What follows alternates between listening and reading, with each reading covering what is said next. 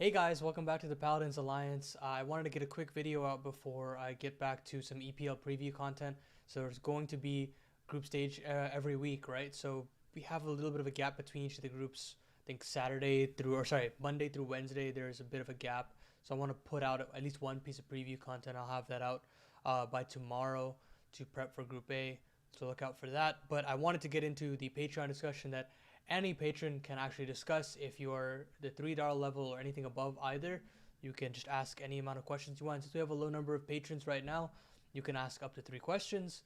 And so I will get started right away. We have one from Laser Radical here saying many people believe FaZe will be a better team going forward if they sign JKS and replace Rain. How do you feel about this opinion? So I think there are a lot of intangibles that were going in favor of FaZe and JKS to work as well as it did. Because if you think about it, if your FaZe getting to this position at Katowice, your expectation is that you don't really need to accomplish much. You've already defied all the odds and expectations to reach the playoffs altogether. Now anything here is icing on the cake. And keep in mind, they had a very difficult route to get there on paper, obviously. Gambit and Heroic were two teams that were signed to be potentially the favorites of the whole tournament, especially with how weak Navi were looking prior to the playoffs. And obviously the situation there isn't necessarily the best, so I'm sure that also didn't help their chances, right? And so looking at what FaZe had to accomplish, it wasn't much, but I think JKS also had like very little pressure on him, and they very, like as you saw in my video, they let him off the leash a lot in that tournament. So a lot of it went in their favor in that way. And I think that in the long term, there's something that could be found out about JKS that I wouldn't necessarily want, especially if we're putting him in more supportive positions. We can't really put him in Rops's roles because, you know, Rops is the king in Counter-Strike of doing those roles specifically. So I'd much rather prefer a teammate that Kerrigan has been around for quite some time with, and Rain as a teammate is somebody that is invaluable compared to somebody like JKS who could be replaced, especially in regards to the firepower. So I think a lot of intangibles are in favor of Rain staying long term, but I like the idea of JKS being there. It's just I don't think it's the right team for him. And sadly, as we've seen and discussed in a lot of different videos by different people, JKS's future is kind of difficult because of all of the teams that are very solidified as of right now, and we're gonna have to wait for this major cycle to really run its course before we can really find a true home for JKS. So we have a question from Seon Biswas about Nico, and I think Laser Radical touched on this a little bit more as well in his question. So I'll just blend them in together. Basically talking about how Nico went absent at the grand finals, and he's had this issue of picking up the AWP, not having great success. Where do you think he went wrong? / what do we need to do to get G2 to start winning titles? And I think this is a problem that has stemmed through his career for a long time, where I think he believes in himself to be the only carry factor of the team and tries really hard to, like, you know, be that difference maker. And for that reason, I think he takes a little bit too many risks, and I don't know, it definitely doesn't work out in that situation. He always looks very comfortable before that. Semifinals, he always looks really comfortable. Quarterfinals, he looks really comfortable. So it's not a stage problem. It feels more like something that's within himself, that he's placed upon himself, that he can't overcome just yet. And it's happened for so long, right? Even on FaZe, he was having that problem where he would pick up the AWP, try to double the op with Guardian, and it just wasn't working.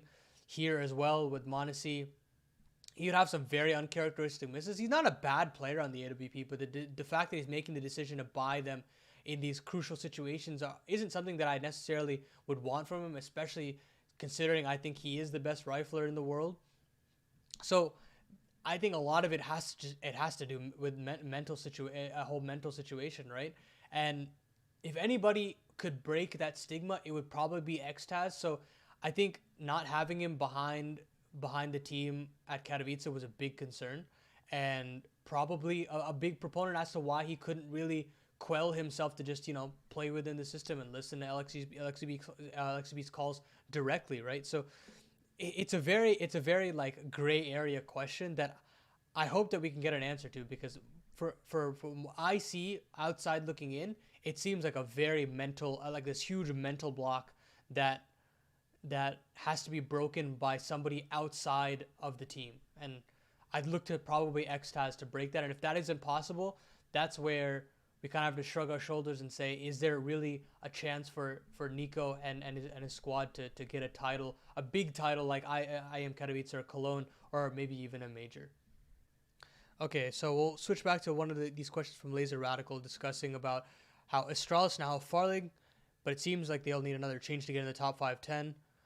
Do you think someone like Roy will get called up? So I think you're definitely on the right track. I think Farley is a great pickup, and I talked to Devil Walk about this a lot and how exceptional that this guy can be, and especially for Astralis right now. I think their rifling is criminally understaffed, and I think that, again, the glaring issue of the AWP is also a problem. We don't necessarily have the best AWP player that we have in Denmark right now, but it is definitely a huge step up from Glaive and definitely a step up from Lucky. So that in and of itself is going to at least make Astralis an actual team. But I think the glaring issue that I have with Astralis right now is the lack of firepower coming in from Zipnix. And he used to be a player that I was very high on and would talk about constantly. And it's honestly an inspiration as to why I started the Unsung Hero series, is because of Zipnix and how much he is underrated by the community at a specific time in his career, where he was getting clutch after clutch and also was a very good anchor and provide very, very good glue for the team, right? That I don't think you could find elsewhere in Counter-Strike, and especially revolutionize the concept of an anchor player in Danish and international Counter-Strike.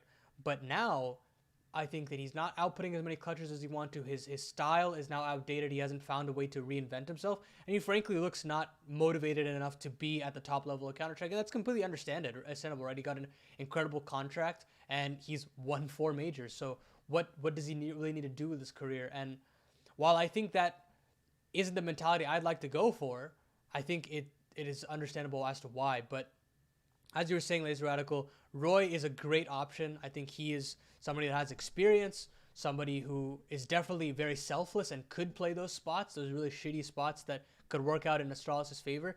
You could look to maybe another player like Yabi if you wanted to have a youngster to mold from CPH Flames. That's also a good option.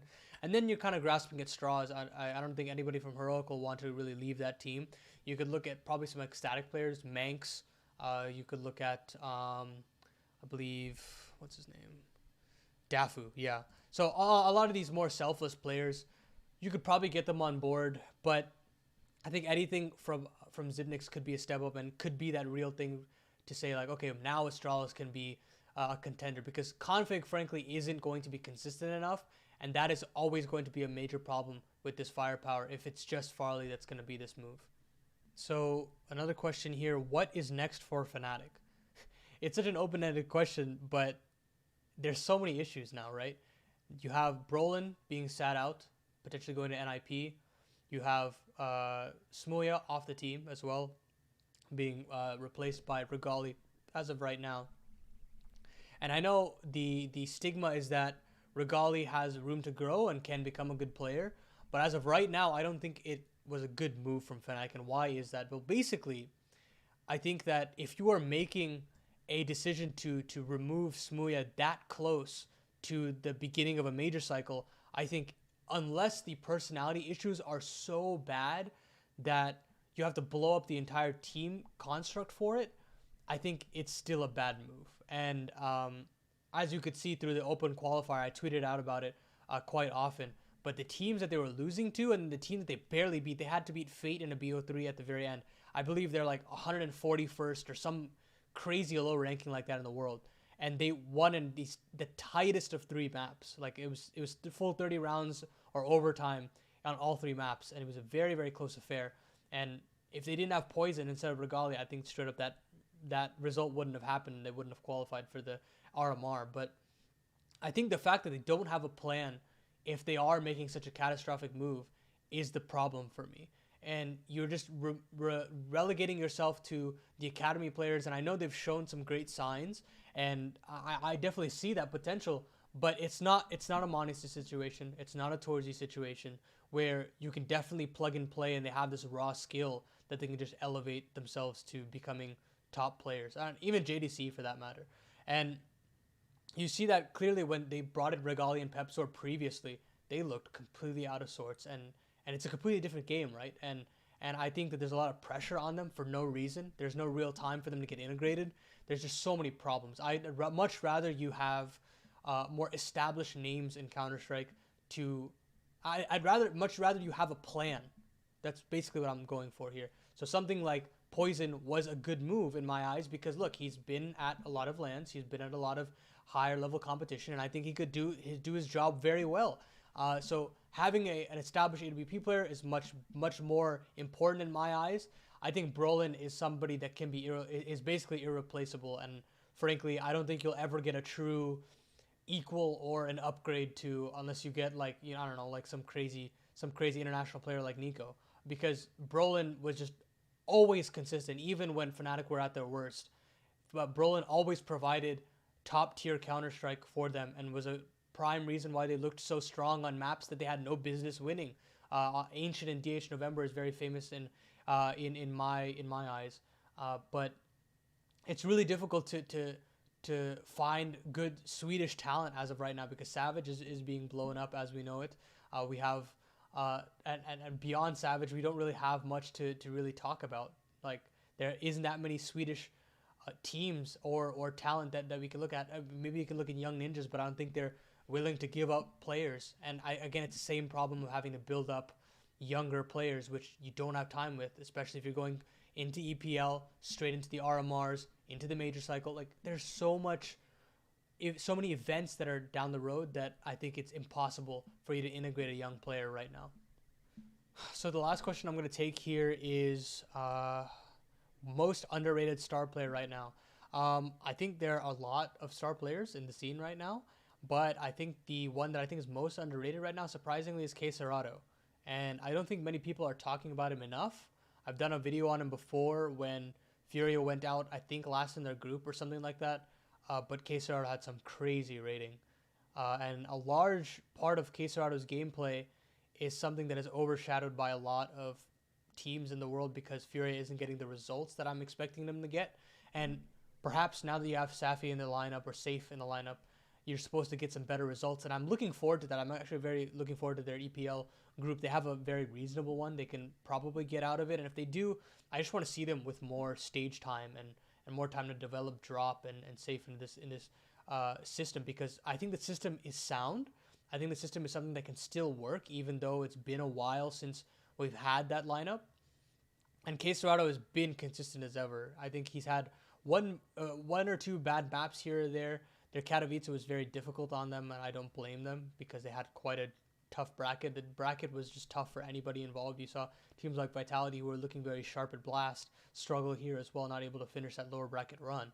And it's tough, right? It's tough to see whether or not K-Serato's potential will be realized on the big stage and whether or not he'll get recognition for it. But I think he certainly deserves a lot more recognition than he already does. I know the Brazilian scene loves him, but I don't think the international scene gives him enough plaudits for what he does because he's a very competitive player. He has brought a lot of guts and gusto to like Brazilian Counter-Strike that I've sorely been seeing in new and upcoming talent.